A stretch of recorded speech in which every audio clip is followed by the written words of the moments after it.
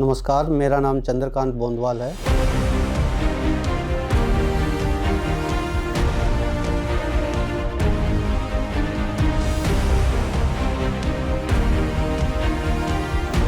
चंदन की लकड़ी और हाथी दाँत के एक जो काम करने वाले परिवार में मेरा जन्म हुआ है। जब 91 में हाथी दाँत पे प्रतिबंध लग गया, चंदन की लकड़ी और दूसरी महंगी लकड़ियों में आ गई, जैसे लाल चंदन हो गया, चंदन हो गया, अबोनी हो गया, रोज़वुड है, शीशम है।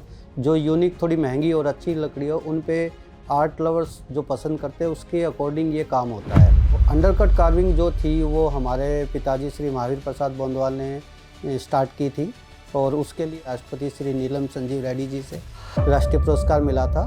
2003 में मैंने फिर एक कंपटीशन के लिए भेजा जो पूरे वर्ल्ड का था, जिसमें grass to gold jewellery competition था। तो 2004 में मेरे पास एक लेटर आया कि you won the first price, कि जो वर्ल्ड लेवल पे जो आपका आर्टवर्क भेजा था उसमें आपका फर्स्ट प्राइज़ मिला है और आपको यूएसए से $2500 का अवार्ड मनी है वो आपको मिलेगा। तो अवार्ड मनी में जो पैसा मिला और उससे नाम मिला तो एक प्रोत्साहन उत्साह और बढ़ गया। जैसे टूल्स हैं, टूल्स को भी क्रिएट खुद ही करना पड़ता है क्योंकि इनके टूल्स मार्केट में नहीं मिलते। तो पहले छीनी, हथौड़े और चोरसियों से काम होता था, बर्मा जाली वगैरह का काम होता था।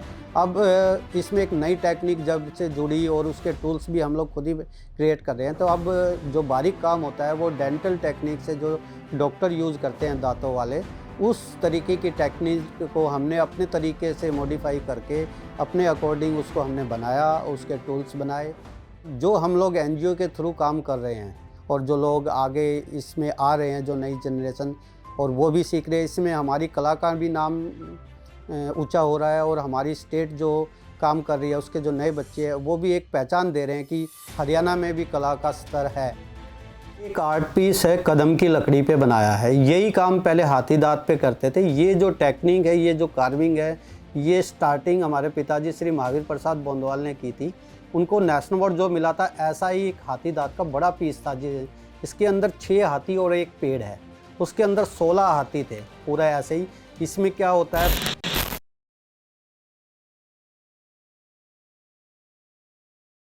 नमस्कार, मेरा नाम चंद्रकांत बोंदवाल है।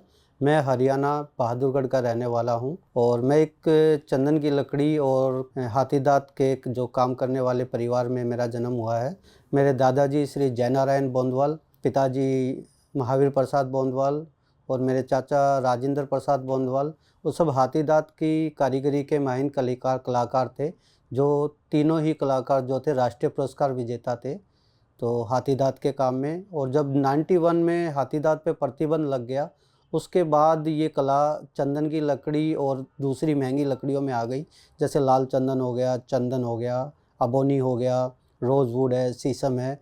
जो यूनिक थोड़ी महंगी और अच्छी लकड़ी हो, उन पे आर्ट लवर्स जो पसंद करते हैं उसके अकॉर्डिंग ये काम होता है। और हमारा जो परिवार था, जो हाथी दाँत पे एक अलग शैली के लिए जाना जाता है, जो अंडरकट कार्विंग के नाम से इसको बोला जाता है। तो अंडरकट कार्विंग जो थी वो हमारे पिताजी श्री महावीर प्रसाद बोंदवाल ने स्टार्ट की थी और उसके लिए उनको 1979 में राष्ट्रपति श्री नीलम संजीव रेड्डी जी से राष्ट्रीय पुरस्कार मिला था। उससे पहले जो हमारे दादाजी हैं और वो जो काम करते थे वो हाथी दाँत पे फूल, पत्ती, जानवर, देवी देवताओं के उस तरीके का काम होता था, जिसको आर्ट फॉर्म में लाके jewellery box, show piece, wall hangings, इस तरीके के पीस बनाए जाते थे। तो मेरा जन्म हुआ तो पर एक शिल्प परिवार में ही हुआ, तो मुझे बचपन से ही उसमें रुचि हो गई और वर्कशॉप में हमारा खेलना होता था। तो धीरे धीरे जो मैंने काम देखा, सीखा, वो एक खेल खेल में ही मुझे उसमें रुचि ले बैठा। और उसके बाद जब मैंने ये पढ़ाई के साथ साथ भारत सरकार की जो एटीएस ट्रेनिंग्स होती है, जैसे गुरु शिष्य परंपरा, तो 1990 में वो एक ट्रेनिंग थी जिसके दौरान हमारे जो दादाजी थे जिन्होंने वो ट्रेनिंग्स को चलाया, तो उसमें मैंने और 10 बच्चे और भी थे उस ट्रेनिंग में, जो हरियाणा के 10 बच्चे और मैं भी शामिल था। तो मुझे पढ़ते पढ़ते उसमें शौक़ हुआ और उसके बाद मुझे भी लगा कि मैं भी ये कला सीख के आगे बढ़ूँगा और जैसे पिताजी, दादाजी, चाचा जी सब लोग राष्ट्रीय पुरस्कार प्राप्त किए हुए हैं, तो मैं भी एक दिन राष्ट्रीय पुरस्कार प्राप्त करूं। तो 1990 से लेके 2000 2 तक 12 साल मैंने उस काम को की बारीकियों को सीखा और 3 गुरु मिले, चाचा, दादा, पापा, जो तीनों ही अलग-अलग श्रेणी में माहिर थे। तो तीनों से ही मुझे काम सीखने को मिला। दादाजी से मुझे शिकार का काम सीखने को मिला, हाथी, शेर, जानवरों का, जंगल सीन। पिताजी से मुझे, महावीर प्रसाद जी से मुझे अंडरकट कार्विंग सीखने को मिली और चाचा से मुझे गुलाब और फूल पत्तियों का काम सीखने को मिला। सब चीज़ों का कॉम्बिनेशन जब आया तो मेरी दर बर दर साल निखार आता चला गया और फिर 2002 में मैंने पहली बार एक पीस बनाया और जो हरियाणा सरकार को भेजा, तो उसके लिए मुझे राज्य पुरस्कार मिला 2002 में।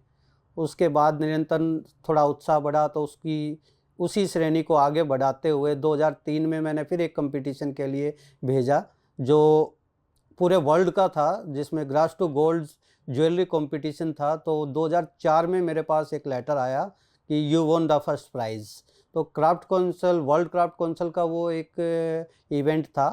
तो मैं एक गांव का रहने वाला, जब एक तार आया तो मुझे ये भी नहीं पता था कि ये लेटर कहाँ से आया, कैसे आया। तो उसके संबंध में जब हमने दोबारा उनको एक लेटर लिखा कि ये हमने क्या प्राइज़ जीता, तो उन्होंने बताया कि जो वर्ल्ड लेवल पे जो आपका आर्टवर्क भेजा था उसमें आपका फर्स्ट प्राइज़ मिला है और आपको यूएसए से $2500 का अवार्ड मनी है, वो आपको मिलेगा।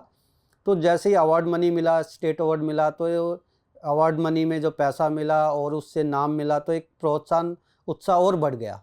तो फिर 2004 में मैंने नेशनल अवार्ड के लिए तैयारी की, जिसका मुझे पहले ही इवेंट में जो एक अलग से काम किया था, जो पहले कभी नहीं हो रहा था। बादाम के ऊपर मैंने कार्विंग किया और बादाम और नारियल के खोल पे काम किया, जिसके मुझे लिए राष्ट्रीय पुरस्कार के लिए मेरा चयन हुआ। तो 2004 में डॉक्टर अब्दुल कलाम जी के द्वारा मुझे राष्ट्रपति अवार्ड से सम्मानित किया गया। तो उसके बाद जब अवार्ड मिले और काम किया तो लगा कि इसको और आगे बढ़ाना चाहिए। तो उसके साथ मेरा छोटा भाई धीरज, वो भी इसी लाइन में जुड़ा और उन्होंने भी इसको आगे बढ़ाने के लिए पूरा प्रोत्साहन और एक नई सोच के साथ हमने एक मार्केटिंग ट्रेंड को बढ़ाया, जिसमें हमारे साथ इंडिया के बहुत से काफ़ी अच्छे कलाकार, जिसमें नेशनल अवार्डीज, पद्मश्री, वो जुड़ते चले गए, जिसमें दिल्ली से भी हैं, गुजरात से, आसाम से काफ़ी अच्छे आर्टिस्टों का एक समूह बना, जिसमें एक अच्छे से अच्छी कलाकृति को तैयार किया गया। एक समूह बनाया गया जिसमें अच्छे अच्छे जो आर्ट लवर थे उनसे रीच बनाई गई, जो उस आर्ट लवर को एक ही छत के नीचे, जिन्हें मिनिएचर पेंटिंग्स, एम्ब्रॉयडरीज और ग्लास वर्क कुछ और लकड़ी के और चंदन के मास्टरपीस मिले। तो 2004 से लेके 2010 तक उस प्रक्रिया को अच्छे से निभाया गया। उस दौरान किसी सडनली एक एक्सीडेंट की वजह से छोटे भाई की मृत्यु हुई। उसके बाद इस कला को हमने फिर दोबारा से दिल्ली छोड़ के हरियाणा में किया और 2010 में फिर भारत सरकार ने मुझे ट्रेनिंग के लिए ओमान में भेजा गया। जो ओमान में एक ट्रेनिंग सेंटर था, जिसमें वहाँ के बच्चों को हैंडीक्राफ्ट्स को प्रमोट किया जा रहा था। तो उसके लिए हमने 1 साल ट्रेनिंग दी, उन बच्चों को सिखाया, जिनमें से आज वहाँ पे ओमान में वो काफ़ी लोग अच्छा उसी ट्रेनिंग सेंटर में काम सिखा रहे हैं। और इसी दौरान 2011 और 12 के अकॉर्डिंग हमारे सबसे छोटे भाई जो नीरज बोंदवाल, वो भी इस आर्ट में जब रुचि लेने लगे, तो उन्होंने भी इसको एक नए सिरे से आगे बढ़ाने के लिए हरियाणा में ही क्यों ना हम इस आर्ट को और ज़्यादा पॉपुलर करें और नई जनरेशन को जोड़ें। तो इस हमारा पूरा परिवार इकट्ठा हुआ और हमारे परिवार और जो हमारे शुभचिंतक थे पापा के, और जो गाइडलाइंस थी, कुछ अच्छे दोस्त थे, उनकी एक मीटिंग रख के एक समूह में एक विचार विमर्श करके उसको प्रक्रिया बढ़ाया कि हम हरियाणा के अंदर पूरे देश से अच्छे आर्टिस्टों को बुलाएंगे और जो नई जनरेशन है उसको इस कला में जोड़ेंगे और उनको आगे लेके जाएंगे और हरियाणा में आर्ट का स्तर को ऊंचा लेके जाएंगे। क्योंकि हरियाणा खेल, कृषि के और पहलवानी के इन में काफ़ी अच्छा नाम कर चुका है। तो एक कला के क्षेत्र में हरियाणा का उतना नाम नहीं है मार्केटिंग लेवल पे। तो हमने जो एक एनजीओ के थ्रू, हमारी एनजीओ हैं, उसके थ्रू एक इवेंट रखा, जिसमें साल दर साल हरियाणा सरकार और नाबार्ड हमारे को अब सपोर्ट करता है। तो उसमें हमने भारत के अच्छे आर्टिस्टों को उधर आमंत्रित किया, जिसमें पीतल का काम है, कश्मीरी का काम है, मिनिएचर पेंटिंग्स है, ब्लॉक पेंट्स है, लाख की चूड़ियाँ हैं, कलमकारीज हैं और बाटिक हैं।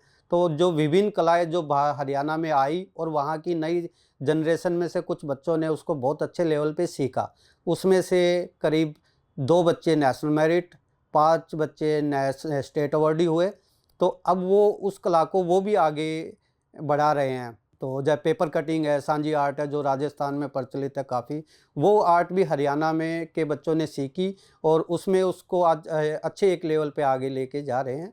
तो हमें बड़ी खुशी हो रही है कि हम ये काम कर रहे हैं और कला से जुड़े हुए हैं और कला परिवार के ही वंश में हैं। तो हम भी अपने बच्चों को भी सिखा रहे हैं, आगे भी इस कला को लेके जा रहे हैं। जो नई जनरेशन है, जो पहले क्या होता था कि दिल्ली दूर होती थी, एक गांव में हम पीस बनाते थे, वो कब दिल्ली आएगा, कब बिकेगा, कब उसकी एग्जीबिशन में उसका डिस्प्ले होगा, उसके लिए एक लंबी प्रक्रिया का समय लगता था।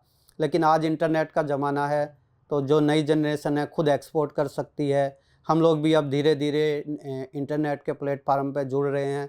इसमें मिनिस्ट्री ऑफ टेक्सटाइल ने भी हमारे को कई वर्कशॉप्स और वो इवेंट्स में इनवाइट करके हमें सिखाया है कि भाई कैसे इस कला को हम और आगे लेके जाएं।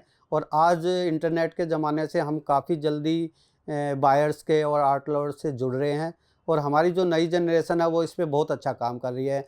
मेरे भतीजे हैं गीत बोंदवाल जी, उन्होंने भी एक इसके लिए अपनी एक कंपनी तैयार की है और नए जो कलाकार हैं उनके साथ टाई अप करके उसको एक्सपोर्ट की दिशा में लेके जा रहे हैं। इस दौरान ये जो कला के क्षेत्रों में हमें साल दर साल कभी कभी बड़ी समस्याओं का सामना करना पड़ा। सबसे बड़ी समस्या हमारे सामने आई 1991 में, जो पूरे विश्व स्तर पे हाथी दांत पे प्रतिबंध लगा। तो हाथी दांत पे प्रतिबंध लगने के बाद व्यापार एकदम से बंद हो गया, कोई काम नहीं था, खाली कई महीने तक घर में खाली बैठना। और उसको भाई एक ऐसा संकट था जिसमें किसी सरकार ने भी किसी कारीगर की कोई हेल्प नहीं करी। तो उस समय हमें बड़ा हुआ, लेकिन उसके बाद जो लोग दिल्ली में काम करते थे, आगरा से थे, लखनऊ से थे, आपके जयपुर से थे और बहुत से लोग जो दिल्ली हाथीदांत की मार्केट थी, हाथीदांत के जो काम करने वाले थे, फिर वो सब अपने अपने गांव में चले गए। उसके बाद जो लोग हाथीदांत पे काम करते थे, किसी ने पत्थर पे, किसी ने ऊँट की हड्डी पे और किसी ने लकड़ी पे और किसी ने इनले पे और किसी ने चंदन की लकड़ी पे अपनाया गया काम। उसके बाद चंदन की लकड़ी दर-ब-दिन महंगी होती चली गई। तो एक रीच जो थी, आम पब्लिक जो चंदन की लकड़ी के आर्ट पीस खरीदती थी, वो आम पब्लिक के हाथों से हटकर बिल्कुल रीच लेवल पे पहुंच गए, क्योंकि चंदन की लकड़ी इतनी महंगी हो गई, उस कारण उसका भी काम घटता चला गया। और आज जो है कदम की लकड़ी, उसका एक अल्टरनेटर है। कदम की लकड़ी का और चंदन की लकड़ी का रेशा और कलर काफ़ी मैच करता है। तो अब 90% काम कदम की लकड़ी पे होता है और 10% काम चंदन की लकड़ी पे होता है, वो भी अकॉर्डिंग आर्ट लवर्स के और बायर की पसंद के हिसाब से। पहले हम लोग अपने आर्ट पीस बनाते थे, रखते थे और उसके बाद उसको सेल आउट करते थे। अब हमारे पास जब बायर आता है कि हमें इस टाइप का पीस चाहिए, तो उसी का रिप्लिकेट हम पहले कदम की लकड़ी पे बना के रखते हैं, फिर बायर को दिखाते हैं। जब बायर को उस तरीके का काम आता है तो उसकी कॉस्टिंग बताते हैं कि ये अब चंदन की लकड़ी में इतने का कॉस्ट करेगा, इतना इसमें टाइम पीरियड लगता है। तो चंदन में उसकी प्राइस काफ़ी चेंज हो जाते हैं। तो इसलिए हम चंदन की लकड़ी बाद में जब हमारे पास उसका ऑर्डर होता है तो तब हम उस पे काम करते हैं। रोज़वुड है, रोज़वुड में भी ऐसे ही उसकी कॉस्टिंग आ जाती है। जो बड़े पीसीज होते हैं, वॉल हैंगिंग वगैरह, वो शीशम और रोज़वुड में चले जाते हैं, क्योंकि कदम में भी बहुत बड़ा पीस बनाने के लिए सिंगल पीस नहीं मिलता, जॉइंट का इस्तेमाल करना पड़ता है। 1 फुट 2 फुट से अगर बड़ा पीस बनाना हो तो वो दूसरी लकड़ियों में अब काम ज़्यादा होता है। और उसके बाद जब जैसे टूल्स हैं, टूल्स को भी क्रिएट खुद ही करना पड़ता है, क्योंकि इनके टूल्स मार्केट में नहीं मिलते। तो पहले छीनी, हथौड़े और चोरसियों से काम होता था, बर्मा, जाली वगैरह का काम होता था। अब इसमें एक नई टेक्निक जब से जुड़ी और उसके टूल्स भी हम लोग खुद ही क्रिएट कर रहे हैं। तो अब जो बारीक काम होता है वो डेंटल टेक्निक से, जो डॉक्टर यूज़ करते हैं दांतों वाले, उस तरीके की टेक्निक को हमने अपने तरीके से मॉडिफाई करके अपने अकॉर्डिंग उसको हमने बनाया, उसके टूल्स बनाए। जो उसमें ज़्यादातर टूल्स जो होते हैं, वो जो आज से 20 साल पहले जो छतरी होती थी ब्लैक कलर की, जो पुरानी छतरी, उसकी जो ताड़ी होती थी उससे बनाते हैं। तो वो उस ताड़ी की हार्डनेस और सॉफ्टनेस में एक फ्लेक्सिबिलिटी होती है कि जो बिल्कुल हार्ड भी नहीं होता। तो उसके जो टूल्स है वो ज़्यादा चलते हैं, और जो हम अंडरकट कार्विंग करते हैं तो उसके अंदर काम करने के लिए वो काफ़ी कारगर साबित होते हैं, जो कि बाज़ार से टूल्स लिया काम नहीं करता। और इस अचीवमेंट के लिए हम दर बदर साल काम करते रहे। तो बोंदवाल फैमिली हमारे दादाजी के टाइम से, जैसे उनको 96 में नेशनल अवार्ड मिला चंदन की लकड़ी पे अम्बाबारी अंडरकट एलिफेंट्स में, और हमारे पिताजी को 1979 में नेशनल मिला आइवरी ब्रिज में। उन्होंने एक बड़ा पीस बनाया था जो 43 इंच लंबा पीस था, और उसको बनाने में उनको 2 साल लगे।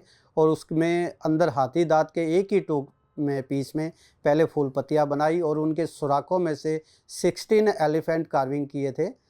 और वो काफ़ी अच्छा पीस था, जिसके लिए उनको नेशनल अवार्ड के लिए चयनित किया गया। बाद में उसको ट्रेड फेयर अथॉरिटी ने अपने पास उस आर्ट पीस को रखा, और जो भारत सरकार जब विदेशों में जब आर्ट एग्जीबिशन में जाती थी तो उस पीस को डिस्प्ले किया जाता था।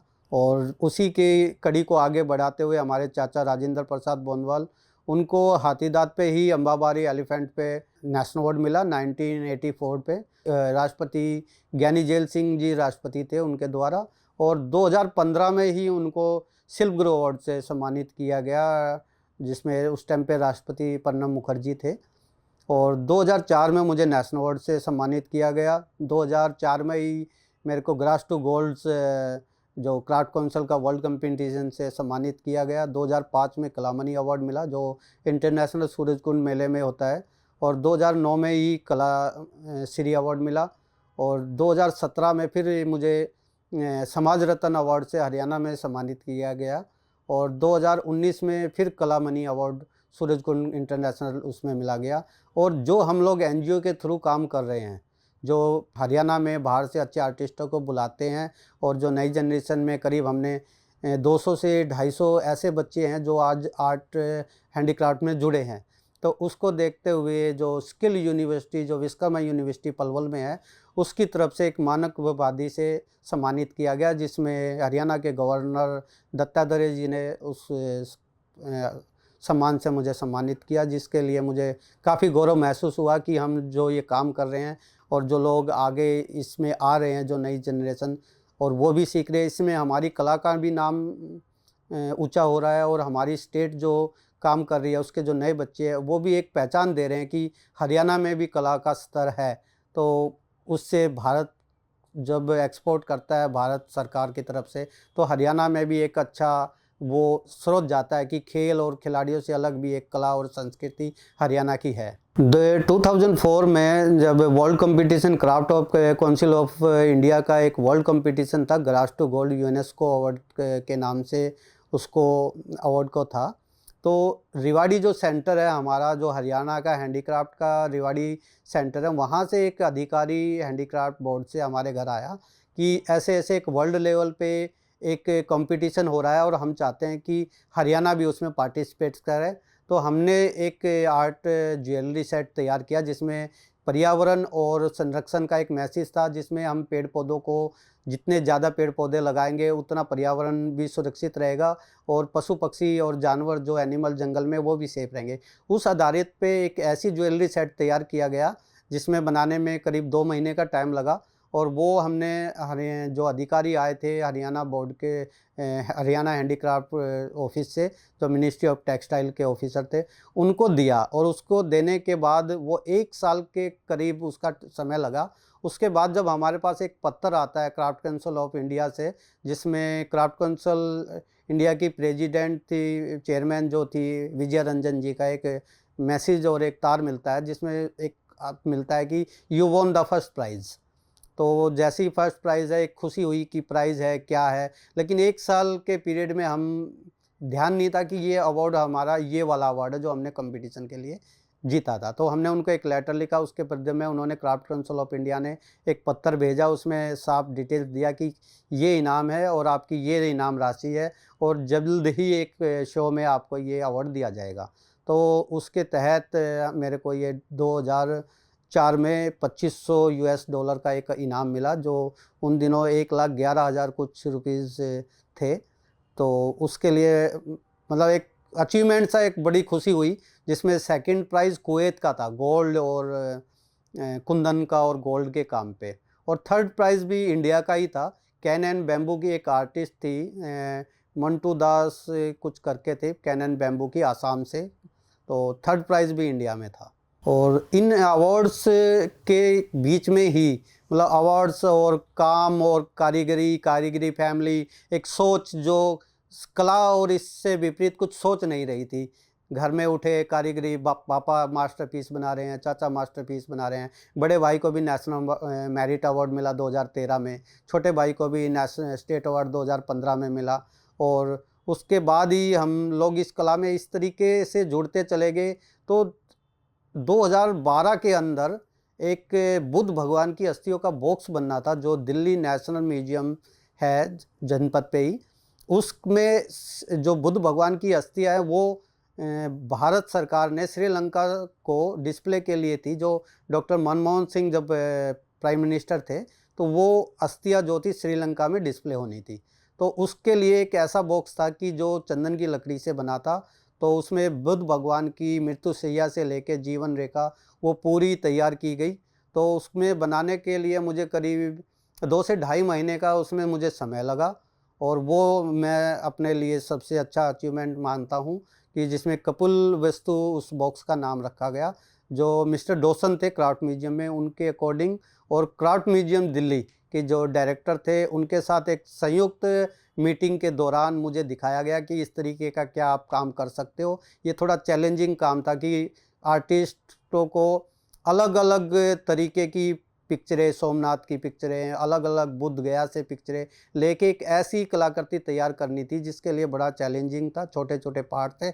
उसके लिए एक ड्राइंग तैयार की गई, उसकी ड्राइंग के बाद उसको पास किया गया, और वो जो बॉक्स बना और जब उन लोगों को दिया गया, जब तो उनको बहुत प्रशंसा की इसके हमें मिली, और उसके लिए न्यूज़पेपर और काफ़ी उसमें प्रशंसा के पात्र रहे। तो एक धार्मिकता के अकॉर्डिंग, और उससे मैं उसके लिए मतलब बड़ा सौभाग्यशाली मानता हूँ अपने आप को कि भारत सरकार की तरफ से उसको बनाने का मुझे अवसर मिला। ये एक आर्ट पीस है, कदम की लकड़ी पे बनाया है। यही काम पहले हाथी दाँत पे करते थे। ये जो टेक्निक है, ये जो कार्विंग है, ये स्टार्टिंग हमारे पिताजी श्री महावीर प्रसाद बोंदवाल ने की थी। उनको नेशनल अवार्ड जो मिला था, ऐसा ही एक हाथी दाँत का बड़ा पीस था। इसके अंदर 6 हाथी और एक पेड़ है, उसके अंदर 16 हाथी थे, पूरा ऐसे ही। इसमें क्या होता है, पहले इस लकड़ी को हाथी दाँत की एक शेप दी गई, फिर उसके बाद ये फूल पत्तियों की कार्विंग की गई, और इन कार्विंग के जो ये सुराख आप देख रहे हो, इन सुराखों में से ही बिल्कुल बारीक बारीक औजार बना के काम किया गया है। छोटा छोटा कटिंग करते हैं जो इस दूसरे सुराख से ही पाउडर की तरह बाहर आ जाए। तो कटिंग करते करते अंदर, क्योंकि सॉलिड होता है तो अंदर दिखाई नहीं देता, तो ये पहले माइंड में तैयार करते हैं कि इसकी क्या रूपरेखा, अंदर हमने क्या बनाना है। तो उसका ही पार्टीशन से एक ब्लॉक तैयार होता है अंदर ही अंदर। उसके बाद इसमें 6 हाथी बने हुए हैं, 1 2 3 4 5 6, और एक ये छोटा सा पेड़ है। तो इसको बनाने के करीब साल भर का समय लगा है। और इसमें अंदर जो हाथी देख रहे हो, उसकी मांसपेशियाँ, उसकी आँख, उसकी झुर्री, और लेफ्ट राइट का कम्बिनेशन है। एक हाथी सीधा चल रहा है, और मतलब उसकी सूंड राइट है, एक लेफ्ट है, एक राइट है। और आगे जो है इनका परिवार का जो मुखिया है, ये स्ट्रॉन्ग पर्सन है। इसी के साथ पूरा एकता और यूनिटी है ये, कि सारा परिवार एक साथ है, और शक्ति का भी प्रतीक है। तो ये आप देखेंगे कि एक आँख बंद करके एक दूसरे के पीछे ये हाथी इसमें चल रहे हैं। और ये जो पत्तियों की नोक जो आप देख रहे हो बिल्कुल बारीकी, ये बस इन पे ही टिका हुआ है। तो इसको एक ग्रेन्स के लिए जब ये बड़ा काम होता है, अभी तो ये नाजुक दिख रहा है आपको, जब काम करते हैं इस पर तो टूल्स से थोड़ा थोड़ा जब लगता है तो इसमें हम धागा बांधते हैं थोड़ा सा, ताकि ये लर्जे ना, क्योंकि पूरा जाली है, जाली हिल गई तो ये पूरा पीस ख़राब हो जाएगा, और जो इतना लंबे का समय लगा है वो सारा बर्बाद हो जाता है। तो इसके लिए हमें पूरा ध्यान से इसमें काम करना पड़ता है, क्योंकि एक सुराख से हम नज़र डालते हैं और एक सुराख से हम इसमें टूल डालते हैं। तो जब छोटा छोटा काम करता है तो पूरा दिन में 8 से 10 घंटे जब काम करते हैं तो आँखों पे भी बहुत ज़ोर पड़ता है।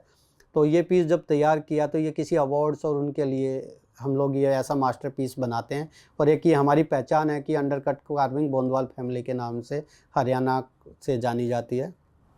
और ये जो ज्वेलरी आप देख रहे हो, ये बड़े आर्ट लवर्स हैं, तो इन्हीं के जो रिप्लिकेट छोटे मिनीचर वर्क्स हम बनाते हैं, जो चंदन की लकड़ी में और कदम की लकड़ी में है। तो ये ज्वेलरी, नेकलेस, बैंगल्स और ये छोटे पीस है जो हर आदमी की रेंज तक पहुंच जाते हैं।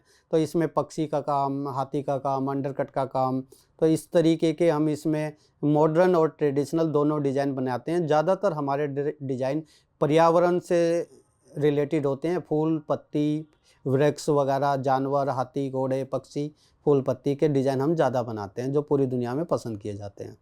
आज से जब स्टार्टिंग लेवल पे जब हमारे दादाजी ये काम करते थे तो उनको बहुत ही कठिनाइयों का सामना करना पड़ा। इंटरनेट नहीं था, फ़ोन नहीं थे, तो कोई भी आर्ट पीस था पहले आके आर्ट लवर को जो बड़े जो एक बायर होते थे बीच में, जो आर्ट लवर और कारीगर के बीच में एक मिडल मैन होता था जो ये आर्ट पीसों को इकट्ठा करता था और जो दिखाता था और बेचता था।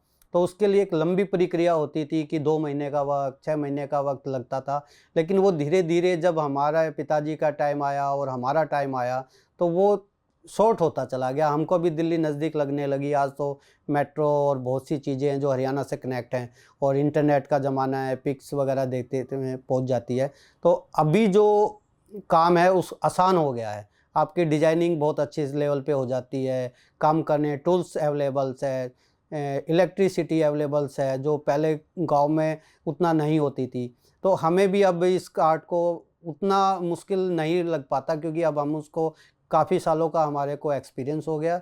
हम उसको दर बदर पिताजी के से आगे लेके गए, अब हम इसको और आगे बढ़ा रहे हैं, हम नई जनरेशन को सिखा रहे हैं। और इसी कड़ी में अब हमारी जो नई जनरेशन है, जो हमारे बच्चे हैं इसमें काम करते हैं, मेरे बड़े भाई के बेटे हैं, मेरे बेटे हैं जो इसमें घर में इस आर्ट को आगे बढ़ा रहे हैं। तो उसी कड़ी में मैं आपको गीत बोंदवाल से भी मिलवाना चाहूँगा जो इसको अब एक्सपोर्ट और बाहर की लोगों से और इस कला को और मतलब आज के युग के हिसाब से कैसे इसको आगे बढ़ाया जा सकता है। तो आप उससे उनसे मैं मिलवा रहा हूँ, आप उनसे भी इस बारे में चर्चा कीजिए। नमस्ते, मेरा नाम गीत बोंदवाल है। I represent Bondwal family. We are from Bhadurgarh, Haryana. For generations, my family has devoted their entire life into the intricate art of wood carving. मैं अपने फैमिली की लेगेसी को आगे बढ़ाते हुए अपने इस आर्ट को ग्लोबल स्तर पर ले जाने की कोशिश कर रहा हूँ। मैंने अपनी ग्रेजुएशन रिसेंटली ही कंप्लीट की है, जिसके बाद से मैं अपनी फैमिली के साथ इस काम में जुड़ा। बचपन से ही मैंने अपनी फैमिली को इस काम को पीढ़ी दर पीढ़ी आगे इस लेगेसी को बढ़ाते हुए देखा, जिसके बाद मैंने ये जिम्मेदारी ली कि मेरी ये जिम्मेदारी बनती है मैं भी इस काम को आगे बढ़ाऊं। पिछले कई सालों से मेरे पिताजी, दादाजी, चाचा जी इस काम को कर रहे हैं एवं वह जो काम कर रहे हैं और उसको लोकल मार्केट में ही सेल करते हैं। बहुत से कारीगर हैं जो राय लेने के लिए मेरे चाचा जी, पिताजी, दादाजी के पास आते हैं, जिसके बाद से मैंने ये समझा कि मेरे जो फैमिली में इस आर्ट के लिए पैशन है उसको मुझे आगे बढ़ाना चाहिए। लोकल मार्केट में हम इसके लिए एक सीमित दाम ले सकते हैं, परंतु जब हम मर्चेंटाइज एक्सपोर्टर के लिए काम करते हैं, जो क्रीम होती है, जो असली प्रॉफिट होता है वो एक मर्चेंटाइज एक्सपोर्टर ले जाता है। तो इसको समझते हुए मैंने अपनी एजुकेशन को इसमें अप्लाई किया और अपना आर्ट को ग्लोबल स्तर पर ले जाने की कोशिश कर रहा हूँ। रिसेंटली मैंने वुडन पोइट्रीज़ के नाम से एक इंस्टाग्राम हैंडल भी स्टार्ट किया, जिस पे मैंने अपने डिज़ाइंस को मीडिया में लाकर, सोशल मीडिया पर लाकर अपलोड करना स्टार्ट किया, जिसके बाद से मैंने ये देखा कि लोगों की हमारे काम के प्रति बहुत अच्छी रुचि है और जिसको देखते हुए हमारे बहुत से अलग अलग कारीगर भी मुझसे जुड़ने के लिए प्रेरित हुए। उन्होंने अपने अलग अलग जो पीसीज हैं, जैसे कि जो गेम्स हो गए, जो ज्वेलरी हो गई, जो हमारे मास्टर पीसीज हैं, मैंने अपने वुडन पोइट्रीज़ के सोशल मीडिया पर अपलोड किया, जिसके बाद से इंटरनेशनल क्लाइंट्स भी मुझे कांटेक्ट करने लगे। मैं भारत सरकार के EPCH को एक स्पेशल धन्यवाद करना चाहूँगा कि उन्होंने हमें एक स्तर पर ले जाया, जिसका लास्ट ही में जो फैशन ज्वेलरी एसेसरीज़ का हमें यहाँ पर ग्रेटर नोएडा में एक फेयर लगा, जिस पर भारत सरकार ने आर्टिजन्स को बुलाया, जिसके बाद से मुझे कई इंटरनेशनल बायर्स वहाँ से मिले। मैं अपने इस आर्ट को इंटरनेशनली ग्लोबली एक्सपेंड करना चाहता हूँ और मैं अपने पिताजी, चाचा जी, दादाजी का बहुत बहुत धन्यवाद करता हूँ। जैसे कि हम जैसे कारीगर जिनका स्ट्रगल लोग बाग समझ नहीं पाते हैं, जो परेशानियाँ एक कारीगर को रूरल लेवल पर आती है, उसको JHS टॉक शो ने एक ग्लोबल प्लेटफॉर्म दिया और यह लोग जयपुर से उठकर हमारा इंटरव्यू करने के लिए दिल्ली आए। मैं JHS टॉक शो का बहुत दिल से धन्यवाद करता हूं, जिन्होंने हमारी परेशानियों को समझा और हमें मौका दिया ताकि हम इतने बेहतरीन आर्ट को ग्लोबल लेवल पर शोकेस कर पाए। धन्यवाद। JHS टॉक शो, आपका बहुत बहुत धन्यवाद। आप आर्ट कलाकारों को, जो अच्छे कलाकार हैं भारत के, उनको के वहाँ तक पहुँच रहे हैं, उनसे कांटेक्ट कर रहे हैं, उनके ऊपर स्टोरीज़ बना रहे हैं। तो आपको बहुत बहुत शुभकामनाएं, और आप लोग ये अच्छा कार्य कर रहे हो जिससे उस कलाकार की पहचान और ऊंचे स्तर पे जाएगी और हज़ारों से लाखों और लाखों से करोड़ों लोगों तक वो अपनी आर्ट और अपने नाम को पहुंचा पाएगा। Thank you.